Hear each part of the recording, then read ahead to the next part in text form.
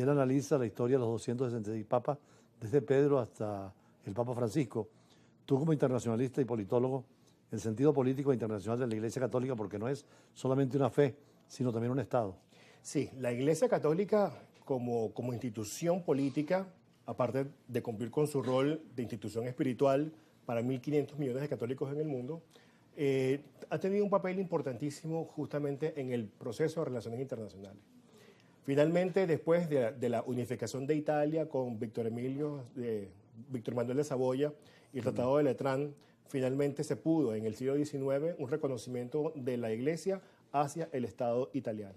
Y a partir de ahí, en la medida en que el Estado europeo se fue consolidando, pues también la Iglesia tomó esa disciplina al ser el Papa también un jefe de Estado. Se dice que el Vaticano fue el primero que tuvo una escuela diplomática formal y se inquietó mucho por las relaciones internacionales cuando la Iglesia era poder político.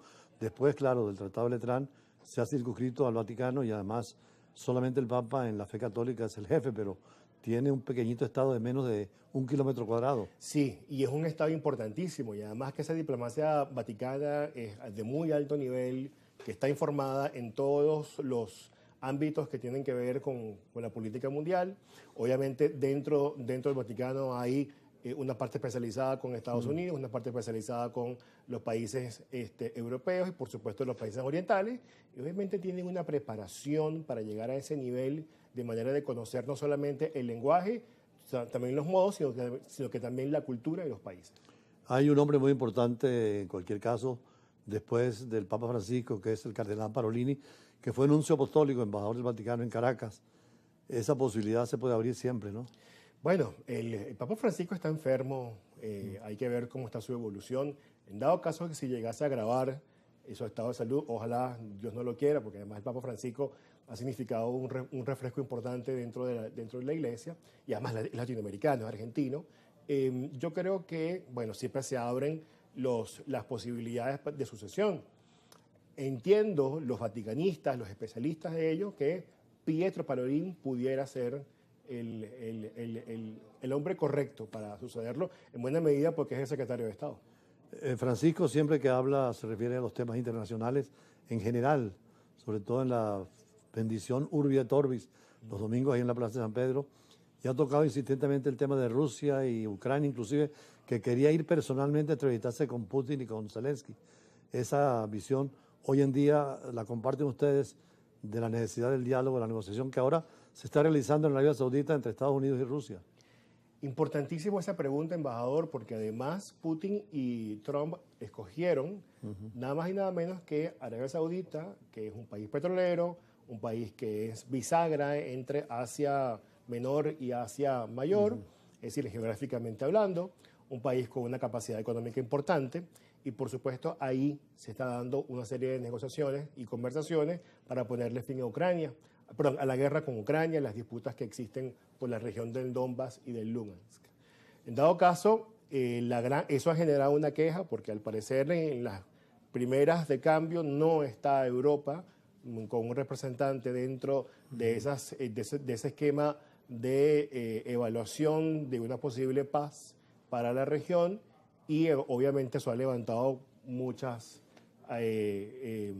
aristas dentro del concierto internacional. De hecho, el presidente de Ucrania, Zelensky, tenía un viaje previsto a Arabia Saudita y lo eliminó porque ahí están discutiéndose y él reclama estar presente porque es la parte más afectada. Sí, y además de eso, Trump le contestó que si no se ponían las pilas se iba a quedar sin país.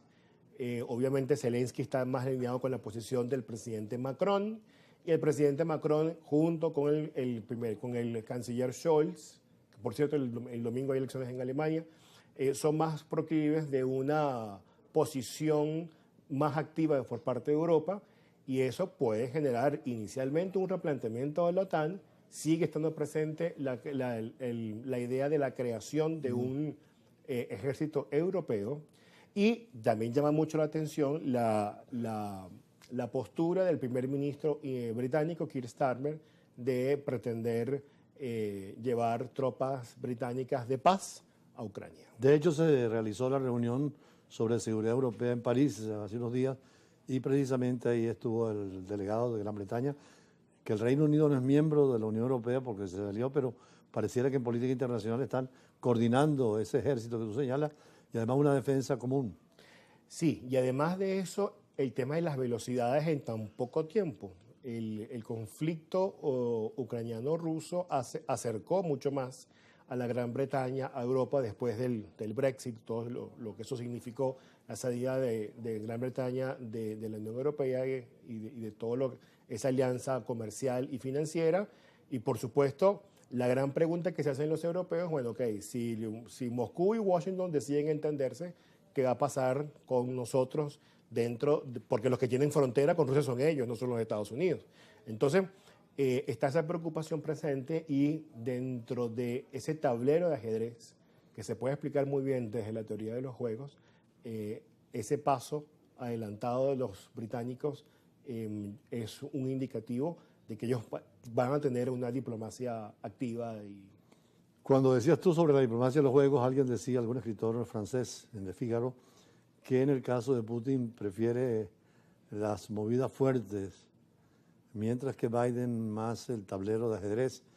Es decir, para el presidente Trump es lanzar grandes decisiones y dejar detrás la diplomacia, que pareciera lo que pasó con México y con Panamá. Sí, ahí eso se puede hablar luego en términos de lo que es el hard power y el soft power. El soft power es el poder más calculado, donde se utilizan las ventajas comparativas y competitivas de un Estado sobre otro, pero siempre buscándole el tema de la diplomacia. El Partido Demócrata, con Obama y con Biden, utilizaron mucho eso, y también en su momento el presidente Clinton, pero el hard power, que es el poder más fuerte, el poder de una decisión más impactante, con un lenguaje más escueto y con una acción más fuerte, más furtiva, pues obviamente es lo que está caracterizando la diplomacia y la política exterior en estos primeros 25 o 30 días que tiene el presidente Trump en el poder. Sí, efectivamente, también señalaban allí que para el presidente Trump es el póker como juego de grandes jugadas, mientras que en los demócratas hay más, lo que tú señalas, de diplomacia, el soft power frente al hard power. Seguimos conversando con el doctor Valero más adelante.